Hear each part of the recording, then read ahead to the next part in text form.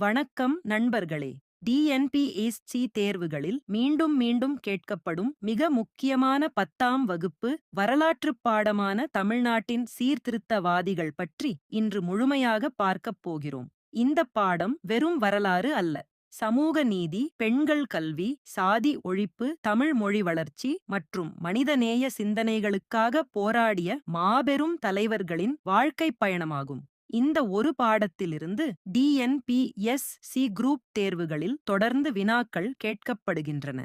எனவே புத்தகத்தில் உள்ள வரிசையிலேயே ஒவ்வொரு சீர்திருத்தவாதியின் வாழ்க்கை, அவர்கள் தொடங்கிய இயக்கங்கள், அதன் நோக்கம் மற்றும் தேர்வில் கேட்கப்படும் முக்கிய குறிப்புகள் அனைத்தையும் எளிமையாக புரிந்து கொள்வோம். வீடியோவை இறுதி வரை பாருங்கள். கடைசியில் டிஎன்பிஎஸ் உங்களுக்காக காத்திருக்கின்றன. நீங்கள் எத்தனை கேள்விகளுக்கு சரியாக பதிலளிக்கிறீர்கள் என்பதை கமெண்டில் பதிவிட மறக்காதீர்கள். இனி நமது பாடத்தை தொடங்கலாம். இப்போது தமிழ்நாட்டின் முக்கியமான சமூக சீர்திருத்தவாதிகளில் ஒருவரான அயோத்திதாச பண்டிதரை பற்றி பார்க்கலாம். இவருடைய இயற்பெயர் காத்தவராயன். 1845 ஆம் ஆண்டு மே 20 ஆம் தேதி பிறந்தார். சமூகத்தில் ஒடுக்கப்பட்ட மக்களுக்கு கல்வி, சமத்துவம் மற்றும் மனித உரிமை கிடைக்க வேண்டும் என்பதற்காக தனது வாழ்நாள் முழுவதும் பாடுபட்டார். சாதி அடிப்படையிலான பாகுபாட்டை எதிர்த்து சமூக விழிப்புணர்வை ஏற்படுத்திய முன்னோடிகளில் ஒருவராக அவர் போற்றப்படுகிறார். டிஎன்பிஎஸ்சி தேர்வுகளில் இவருடைய இயற்பெயர் மற்றும் சமூக பங்களிப்பு குறித்து அடிக்கடி வினாக்கள் கேட்கப்படுகின்றன.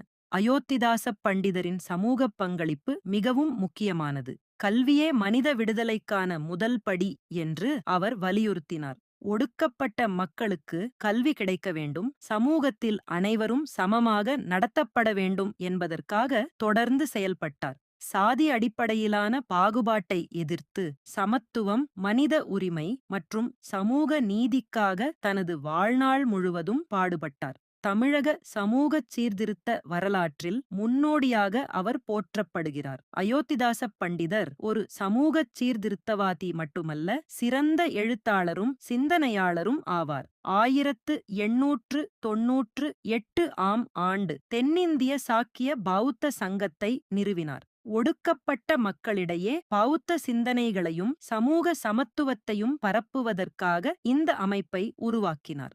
1907 ஆம் ஆண்டு ஒரு பைசா தமிழன் என்ற வார இதழைத் தொடங்கினார். பின்னர் அந்த இதழ் தமிழன் என்ற பெயரில் தொடர்ந்து வெளியிடப்பட்டது. இந்த இதழ்களின் மூலம் சமூக நீதி, சமத்துவம், கல்வி மற்றும் பகுத்தறிவு பற்றிய கருத்துக்களை மக்களிடம் கொண்டு சென்றார். டிஎன்பிஎஸ்சி தேர்வுகளில் ஒரு பைசா தமிழன் இதழ், தமிழன் இதழ் மற்றும் தென்னிந்திய சாக்கிய பௌத்த சங்கம் தொடர்பான வினாக்கள் முக்கியமாக கேட்கப்படுகின்றன.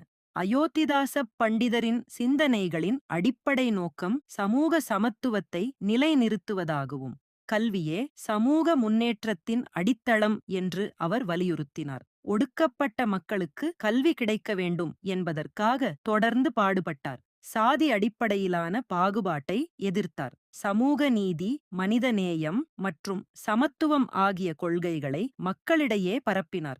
டிஎன்பிஎஸ்சி தேர்விற்கான ஒரு முக்கிய கூடுதல் தகவல்: 1898 ஆம் ஆண்டு தென்னிந்திய சாக்கிய பௌத்த சங்கத்தை நிறுவினார்.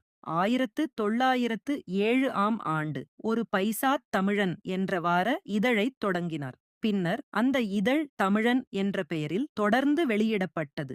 இந்த ஆண்டு விவரங்களும் இதழின் பெயரும் டிஎன்பிஎஸ்சி தேர்வில் முக்கியமான வினாக்களாக அடிக்கடி கேட்கப்படுகின்றன. அயோத்திதாச பண்டிதரை பற்றி நாம் பார்த்த முக்கிய தகவல்களை இப்போது ஒரு சிறிய சல்லேஞ்ச் மூலம் நினைவுபடுத்திக் கொள்வோம். திரையில் தோன்றும் 3 கேள்விகளுக்கும் சரியான பதிலை யோசித்து கூறுங்கள். உங்கள் பதில்களை ஏ.பி.சி.டி என்ற வடிவில் கமெண்டில் பதிவு செய்யுங்கள். மேலும் உங்களுக்கு எத்தனை கேள்விகளுக்கு சரியான பதில் கிடைத்தது என்பதையும் மறக்காமல் கமெண்ட் செய்யுங்கள். இப்போது அடுத்த முக்கியமான தமிழக சீர்திருத்தவாதியை பற்றி பார்க்கலாம்.